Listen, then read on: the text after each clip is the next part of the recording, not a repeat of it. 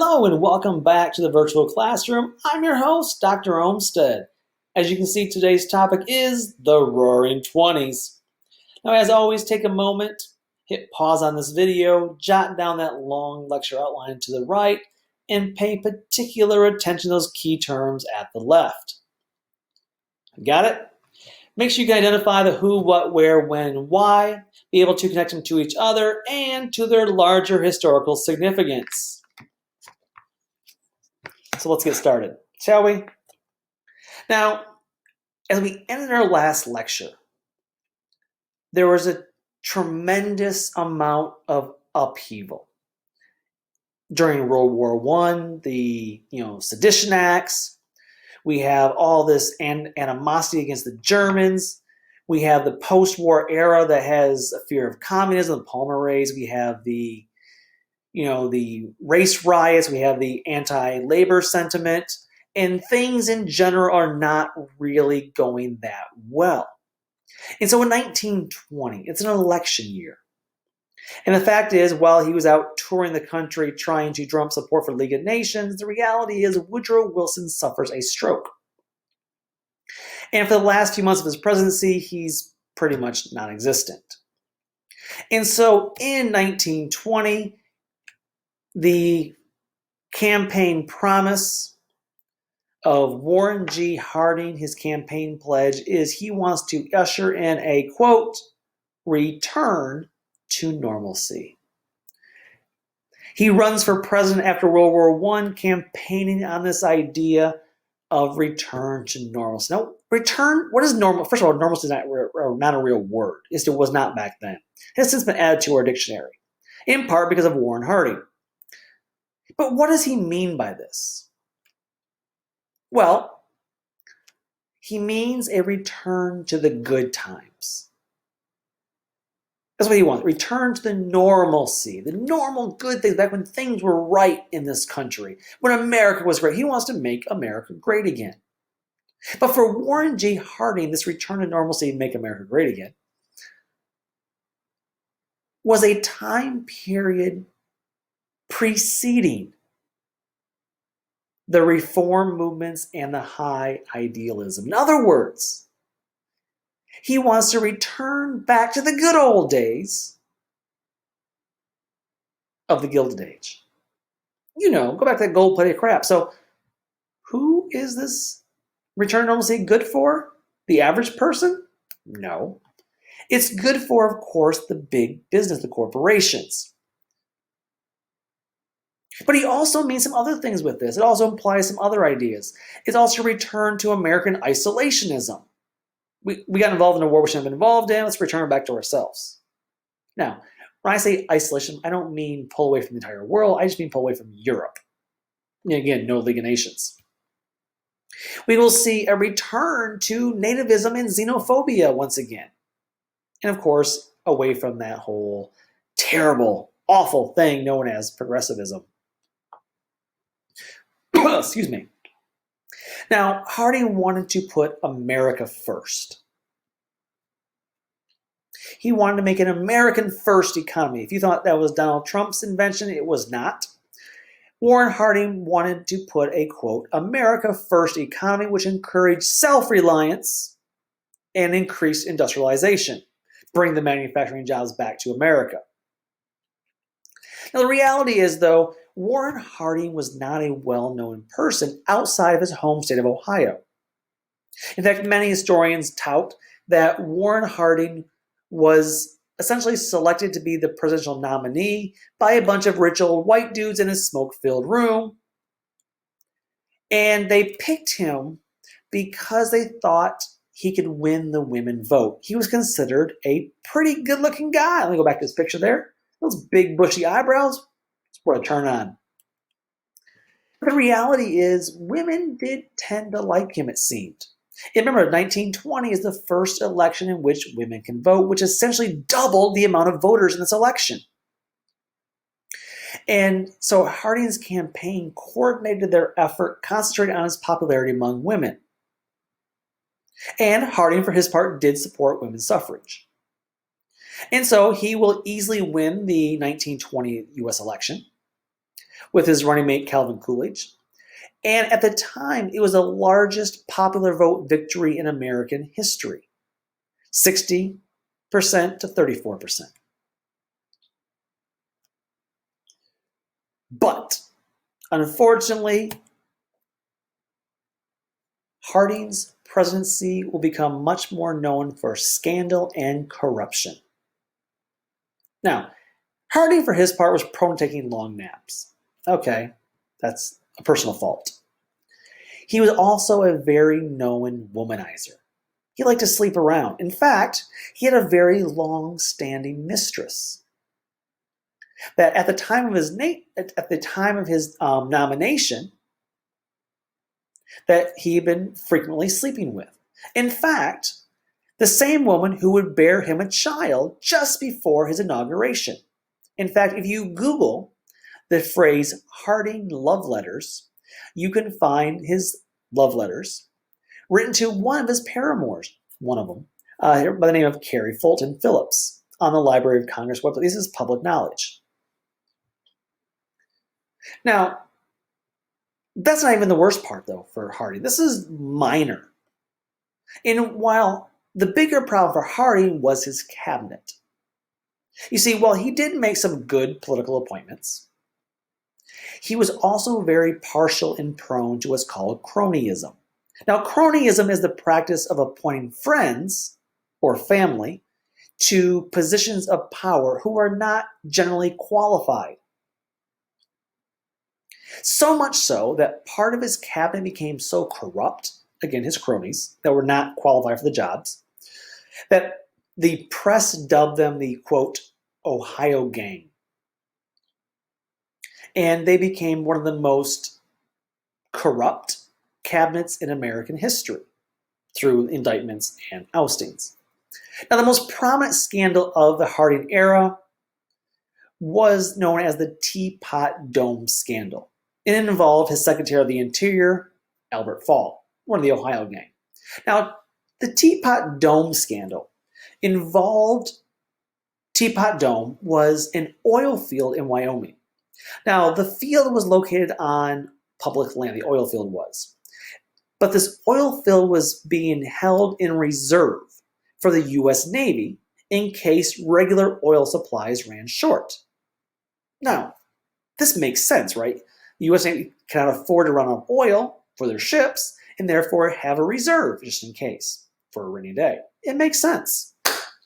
But the conservative Republican politicians and these powerful, rich oil magnates disapproved of this wasted reserve oil. And so Republican Albert Fall, Harding's Secretary of the Interior, he took control as Secretary of the Interior. He was in control of his oil fields. And he began to distribute them without competitive bidding for very cheap money. Now,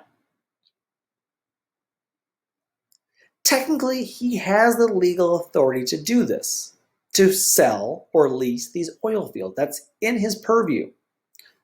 But there's a process, an ethical and legal process to do this. You were supposed to open this up to competitive bidding and take the highest bid. Instead, he didn't do that. He took one of the lower bids. Why? Because they also gave him a kickback, a bribe to accept their bid. And this is what is illegal. These kickbacks are illegal and unethical. And thus, as a result of the Teapot Dome oil scandal, Albert Fall will become the first presidential cabinet member to go to jail for his actions while in office. Not the last, but the first. Now, while these scandals were brewing, the majority of them never actually touched Warren Harding. And he will never see the fallout from this because in 1923, he will suffer a massive heart attack and die. And of course, in 1923, his VP, Calvin Coolidge, will take over as president. He will be easily reelected in 1924. Now, Calvin Coolidge was a lawyer. He had been governor of Massachusetts. And of course, ultimately the VP. And his job was to restore the faith in the office of the presidency after all the Harding corruption scandals. He was given the nickname Silent Cal because he spoke very few words despite being a very skilled public speaker. He tended to identify with the middle class, and we'll talk about him more in our next lecture. But for now, just know that he largely applies the same ideas as Warren Harding, which is laissez-faire economics. Again, he's following in that idea of the return to normalcy to turn back the clock on the presidency back to the Gilded Age, hands-off government, laissez-faire economics, unfettered capitalism. Again, we'll come back to that when we get to our Great Depression lecture. But while this is happening, remember, Harding and then Coolidge are touting this return to normalcy, turning back the clock. And while they are able to do so theoretically via economics, we'll talk about that later, the reality is 1920s, there was no putting the genie back in the bottle, the toothpaste back in the tube. Nothing was normal anymore. We had tremendous rapid changes in technology, in transportation, in science, in communication.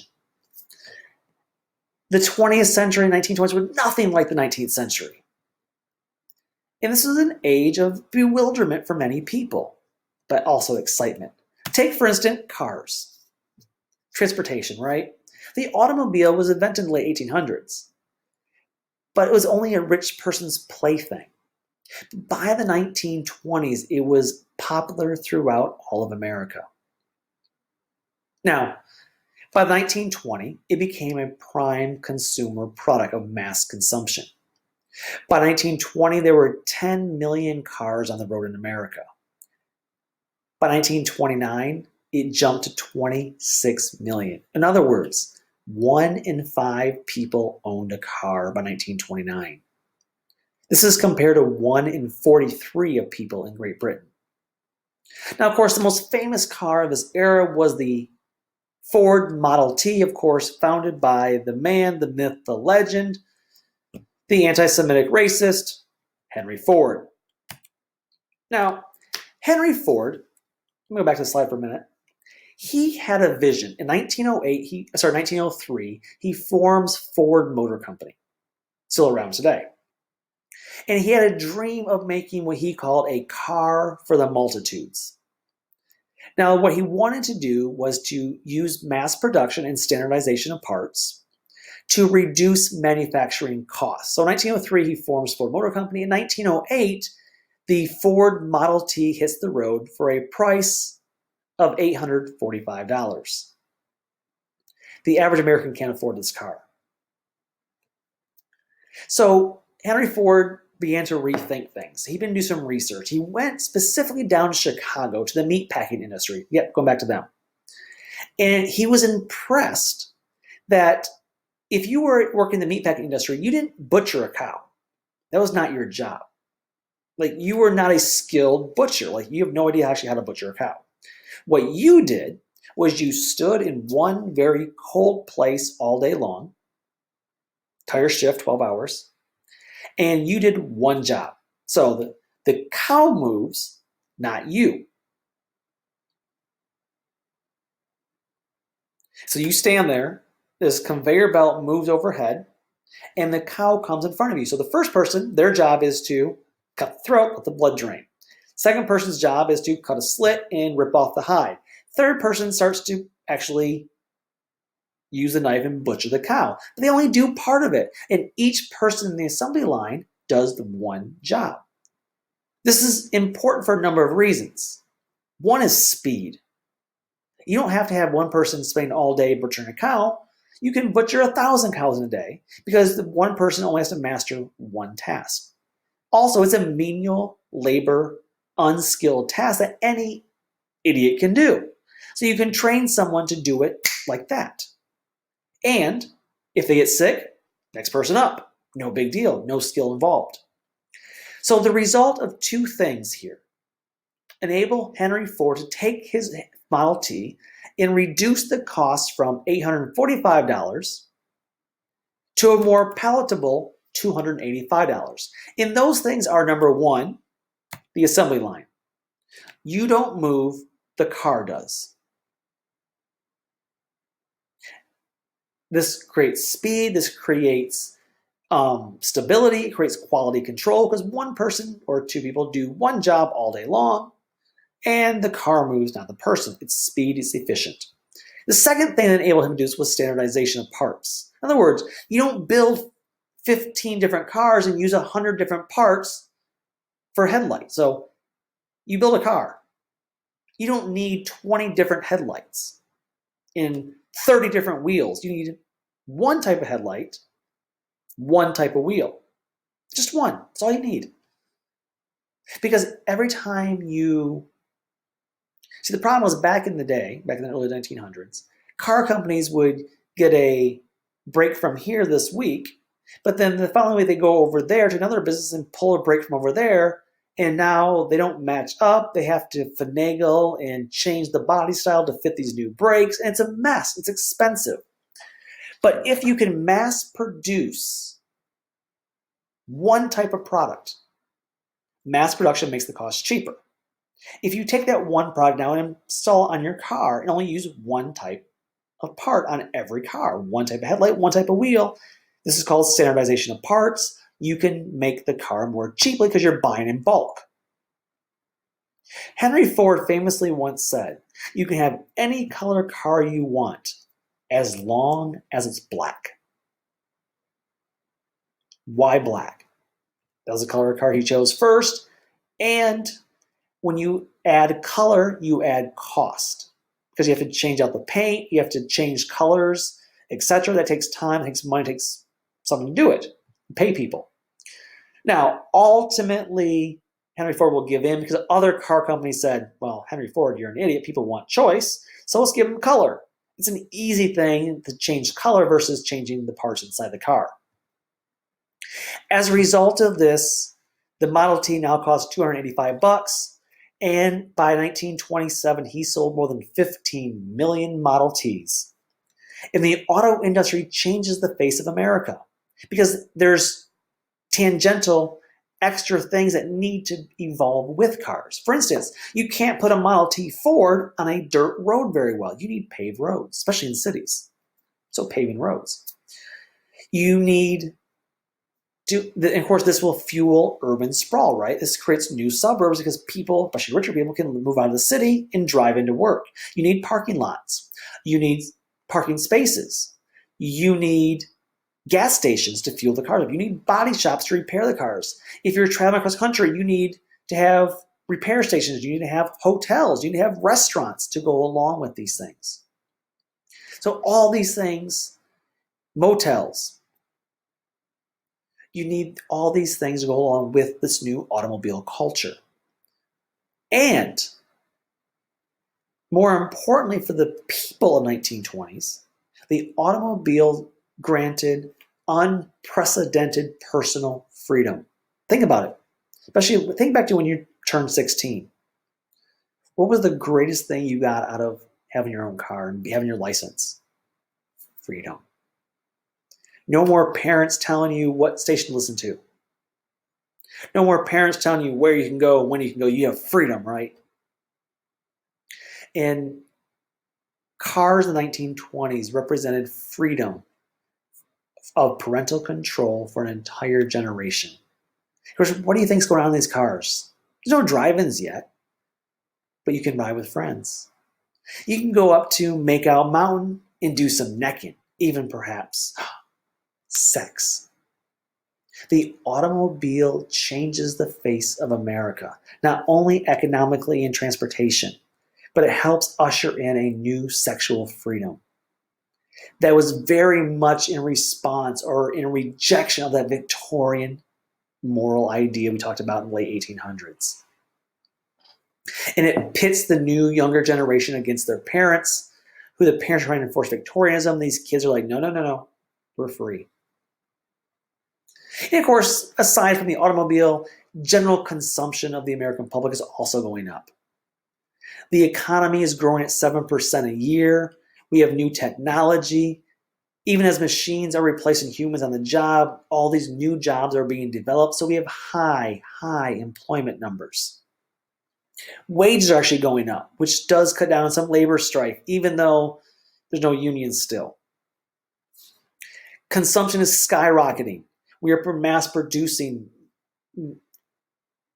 thousands of consumer goods, things like Camel cigarettes, things like Campbell's soup, things like age-defying lotions. Now, when I did my research for my dissertation, I spent a lot of time in newspapers, especially the 1920s. And I was struck when I was looking for stuff I was looking for. I came across all these different ads, and it was amazing how many ads targeted women's beauty products, whether for anti-wrinkle creams or in this case, wash away the fat. I love this ad just because with Lamar reducing soap, this new discovery results quick and amazing, nothing internal to take, reduce any part of the body desire without affecting other parts. No dieting or exercise needed, be as slim as you wish. Acts like magic in reducing double chin. Again, has anything really changed? There's always a miracle cure, and nothing has really changed. And all these things fuel the 1920s. They fuel the economy and make it boom. On the one hand, it's a booming economy. On the other hand, this is tremendous upheaval. Or there's this sexual revolution with cars. There's this freedom for young people with cars. But there are other things changing too, especially race and gender. Young people began to embrace new societal ideas, causing tremendous change and upheaval, starting with the Jazz Age. So at the same time, 1920s, we see the introduction of movie theaters. Film is exploding. More than 95 million moviegoers are going to the movie theater every week. Baseball is booming. We have the era of Babe Ruth here.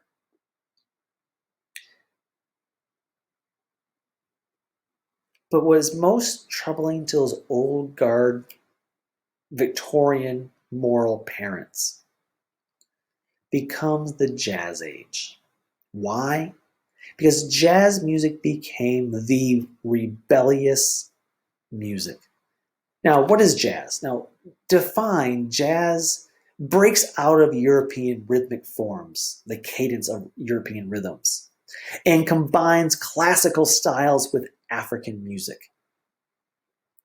It focuses on improvisation. It's free form, which breaks the established rhythms and musical conventions.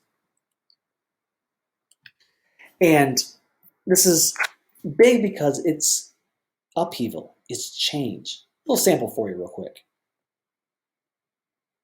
And of course, where it's famous at, of course, is down in New Orleans, where it gets its start at.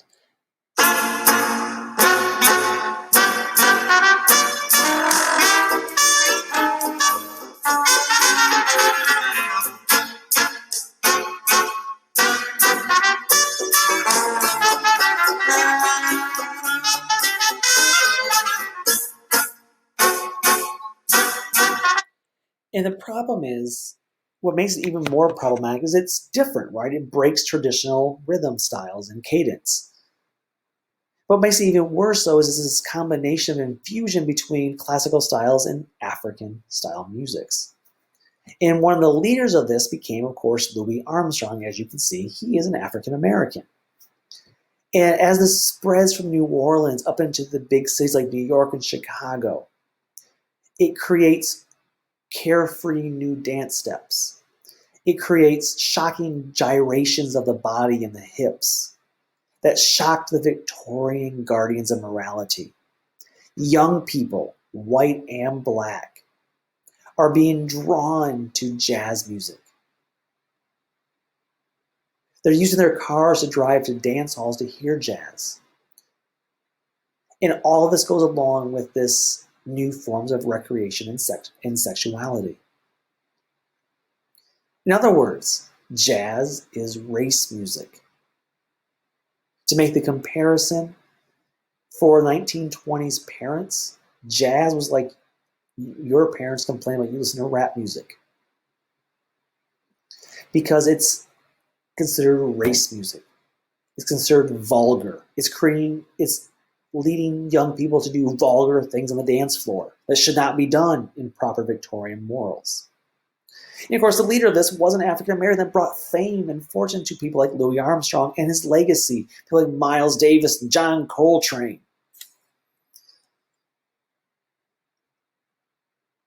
But someone had to spoil all this, and that man is F. Scott Fitzgerald. In the 1920s, he writes a book that snitches on the young people. See, it was one thing the young people were going out and doing these things, right? Their parents didn't really know what was going on fully. But F. Scott Fitzgerald wrote a book called The Great Gatsby. If you haven't read it, you should read it. Or if you don't want to watch it, watch the movie. That's the new version. But F. Scott Fitzgerald writes this book that basically snitches to all the parents what their sons and worse, their daughters were doing, including these new dances, including, yes, sex, shorter clothes. And it leads to new dancing like the Charleston that are free-form dances. Again, the problem with this is the fact that this is not traditional. The Charleston was considered lewd. You are swaying your hips. You're getting too close to your partner. You're doing things that could be considered sexual. It involves touching.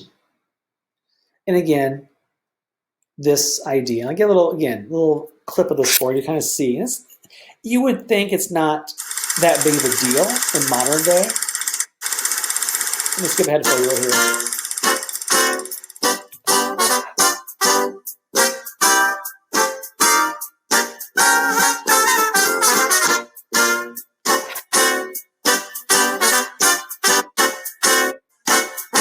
There we go.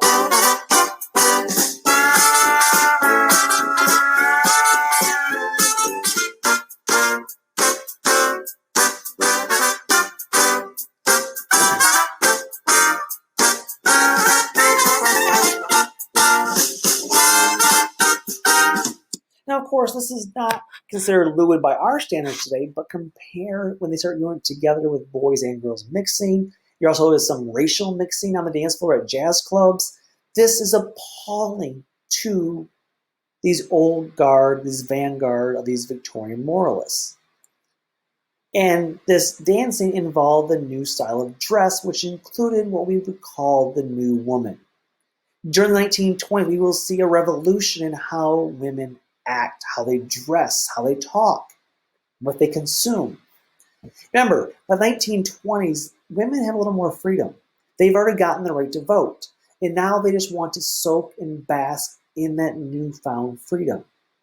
And what's produced during this period is new clothing and, of course, the new woman.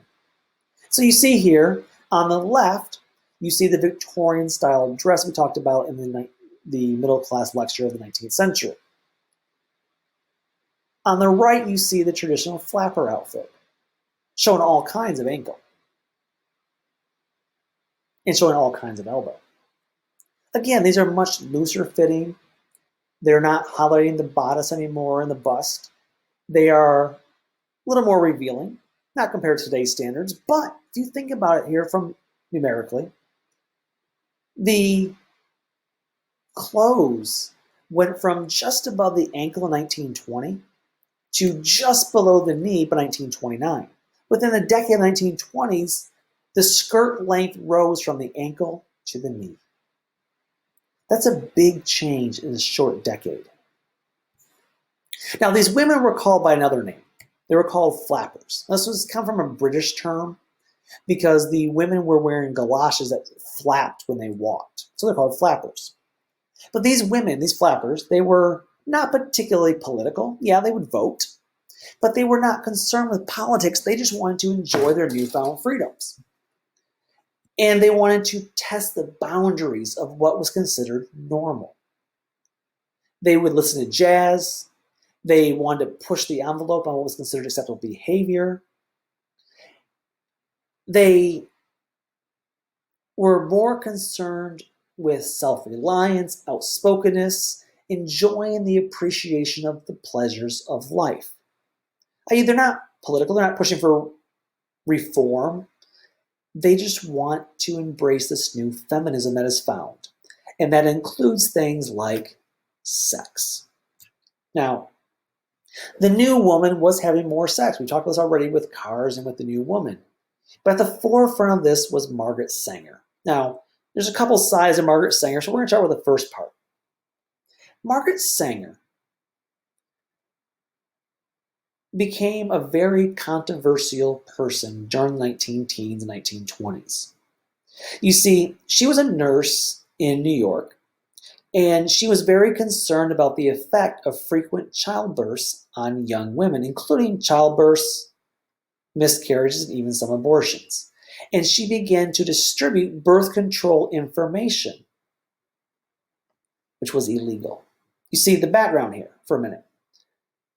You see, back in 1873, there was a law passed known as the Comstock Laws, which made it illegal to send any, quote, obscene, lewd, and or lascivious material through the mail, unquote, which included contraceptive devices and even information about birth control or contraception.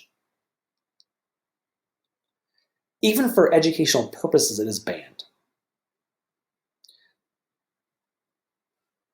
In 1916, she decides she's going to change something here. Again, she would consider progressive in this respect. In October 16, 1916, she opened what she called the Family Planning Clinic, the FPC, in Brooklyn, New York. Just 9 days later, it's raided by the police, and she is sentenced to 30 days in jail. But her arrest gains national publicity. And eventually, through the court system, those Comstock laws will be overturned. And now doctors are now going to be allowed to prescribe birth control and educate women on birth control, something that's never been allowed in our history. Because up until 1920, basically, women were not even allowed to talk to their doctors about birth control. They were just subject to the whims of their husbands. That was it. There was no other option for birth control. Unless your husband agreed to chart and plan and have abstinence, there was no birth control. And thus, you had a lot of miscarriages, you had frequent births, and this became a problem for many women. They were stuck in this routine. So in 1921, Margaret Sanger will found the American Birth Control League, which will allow her to open her first legal birth control family planning clinic that will be staffed entirely by female doctors and social workers. Think about how big this was for women, though. Women get to go talk to a woman about their reproductive health. They get to get information on birth control, on their bodies, and they get to do so to a woman. And so this was a really big deal. This is the first legal birth control clinic in our country in 1921. Now, eventually, these family planning clinics will expand nationwide, and eventually they'll be renamed Planned Parenthood, which again, whether you like them or not, I understand that. But you cannot deny the importance of what she was trying to do to educate young women. Again, just education.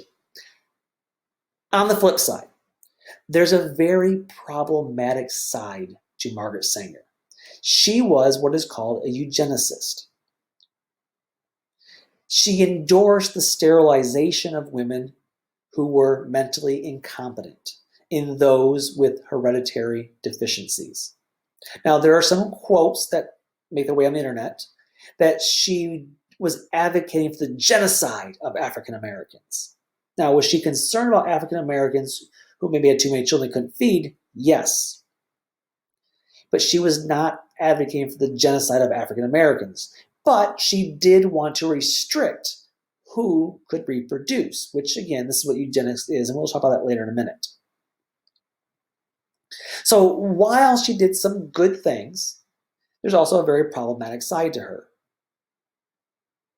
And the reality is, of course, the old guard moralists, these parents, were very fearful that birth control would lead to a sexual awakening of their daughters, and they would lead to more frequent sex, which we've already discussed was happening, right? Cars produced this. The new woman, jazz, birth control, it all is tied together. And the result is, yes, gender norms were changing. More and more women were having sex at younger ages. During the 1930s, there was a study done among college students, and it was found that they were A, much more open to talk about sexuality, but B,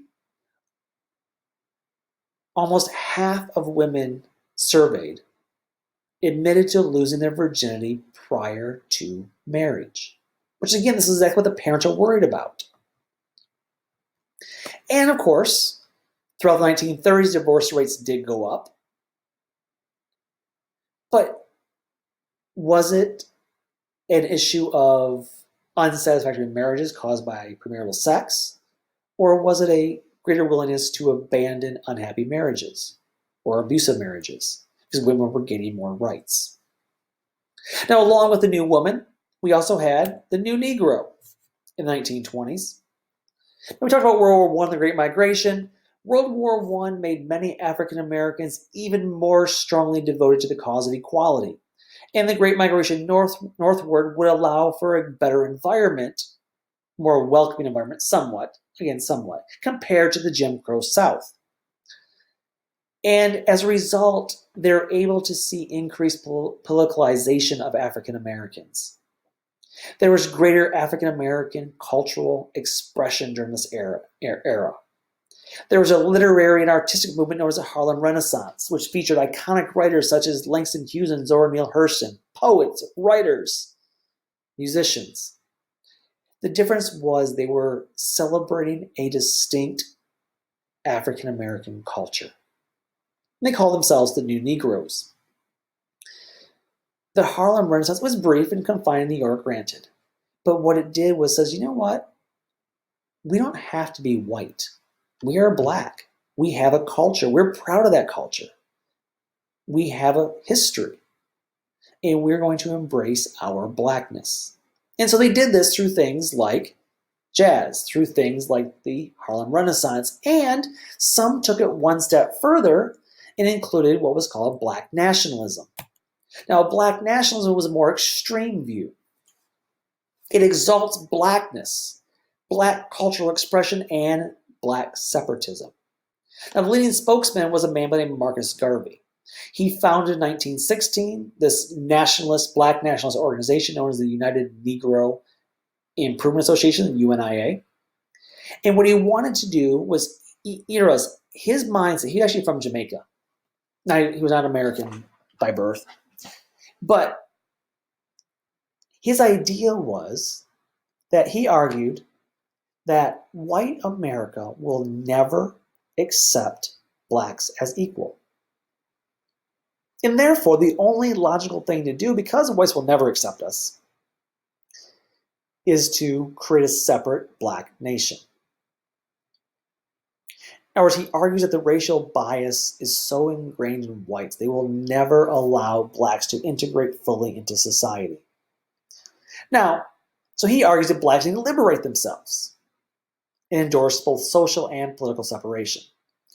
Now, some leaders were against this. Some prominent black leaders like W.E.B. Du Bois, helped found the NAACP, actually labeled Garvey, quote, the most dangerous enemy of the Negro race, unquote.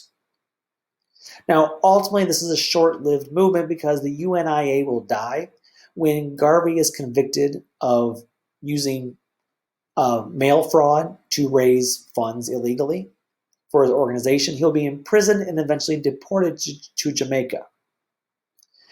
But even though it's short-lived, this idea of black nationalism and exalting blackness and black separatism is something that will go on the undercurrent of America, that will come alive again in the 1960s as Black Power. However, while the 1920s were an exciting time of social upheaval, a lot of these social upheaval things, such as jazz, Charleston dancing, the new clothes, the new woman, the new Negro, All these things were scary times for many in mainstream America. And then we will see a conservative reaction, a big one. But we'll talk about that in the second half of this lecture. So for now, take care. Until next time, bye-bye.